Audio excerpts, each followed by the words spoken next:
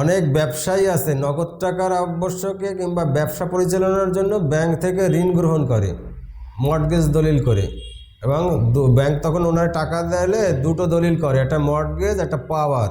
এরপর ব্যাংকের ঋণ যখন ওই ব্যক্তি শোধ করে তখন টাকা পয়সা গুনে দিয়ে আসলো, হ্যাঁ তোমার মর্টগেজ শেষ, কাগজপত্র যা ছিল জমা নিয়ে আসে।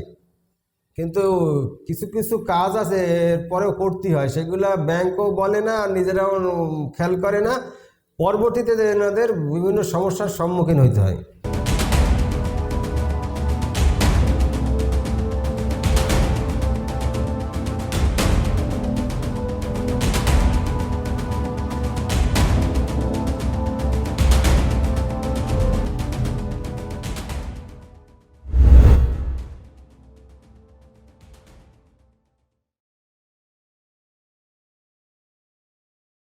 অনেক ব্যবসায়ী আছেন ব্যবসায়িক প্রয়োজনে ব্যাংক থেকে নগদ টাকা নিয়ে তারা ব্যবসা করে, সেই সময় ব্যাংক তার সমস্ত দলিল দস্তাবেজ রেখে দেয় ব্যাংকের লকারে।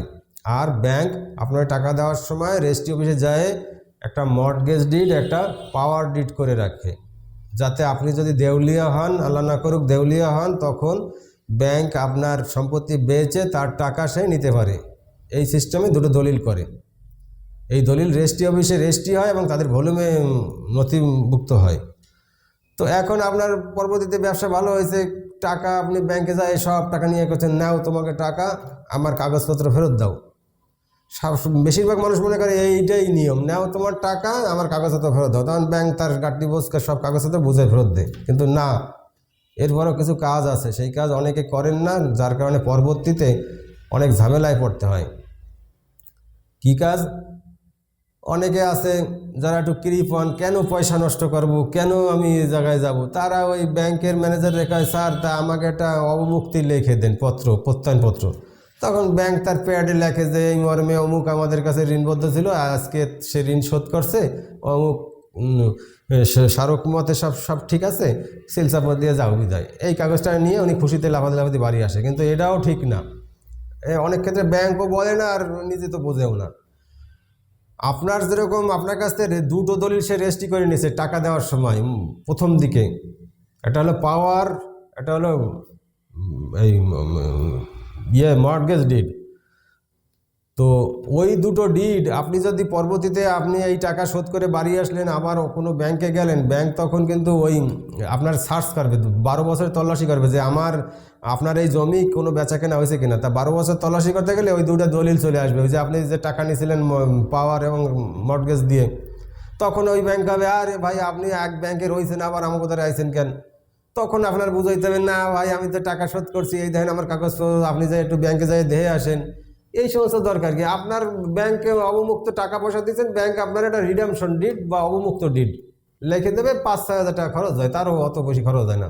ওই ডিড আপনি রেজিস্ট্রি অফিসে রেজিস্ট্রি করবেন, তাইলে হবে কি, ওই যে পরবর্তীতে লোন নিতে গেছেন ওই সময় ব্যাংক আর আপনার প্রশ্ন করবে না, কারণ ব্যাংক আপনার তল্লাশি করে 12 বছরের ভিতরে দেখবে যে হ্যাঁ আপনি সোনালী ব্যাংকে, রূপালী ব্যাংকে, অমুক ব্যাংকেতে টাকা নিয়েছেন, একটা পাওয়ার ডিড পাইছি, একটা মর্টগেজ পাইছি, আবার 1 বছর পর আপনার একটা রিডেমশন ডিড পাইছি, তার মানে আপনি সোনায় সোহাগা, কাগজপত্রে আপনি একজন ইনোসেন্ট পিপল।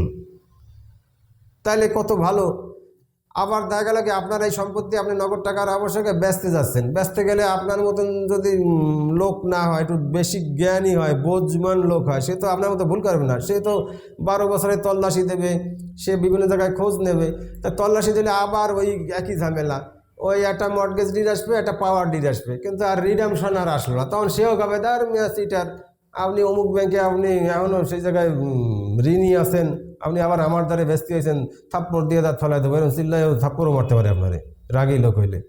কিন্তু তখন আপনি খাবেন না, আমার দাঁত মাত ফেলাইও না, আমি এই দেখো এই ওই কথা কেউ বিশ্বাস করবেন। এই জন্য 2-5 হাজার টাকা কোনো ঘটনা নাই, টাকা বাঁচাইতে যাবেন, পরবর্তীতে আপনার এই বুঝাইতে সুজাইতে আপনার সাল চামড়া সব যাবে।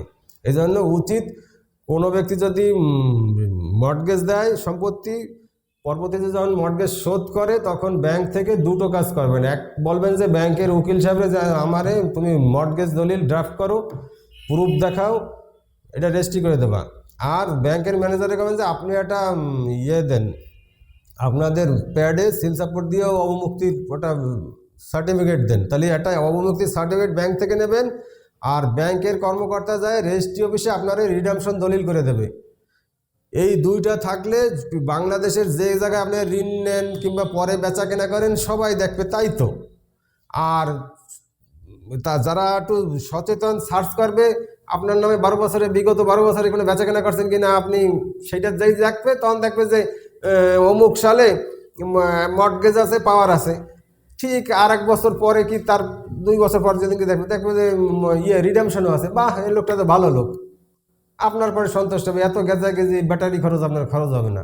এই জন্য ব্যাংক থেকে ঋণ নেন, সমস্যা নাই, ঋণ শোধ করেন, সমস্যা নাই, সাথে সাথে ব্যাংকের ম্যানেজার কাছ থেকে একটা প্যাডে ছাড়পত্র নেবেন, আর রিডামশন করে নেবেন রেজিস্ট্রি অফিস থেকে, আর সব কাগজপত্র ফেরত আনবেন। এইভাবে কাগজপত্রের সাথে এই রিডামশন দলিল আর ওই যে ছাড়পত্র রাখলে 16 আনা আপনি গতিশীল।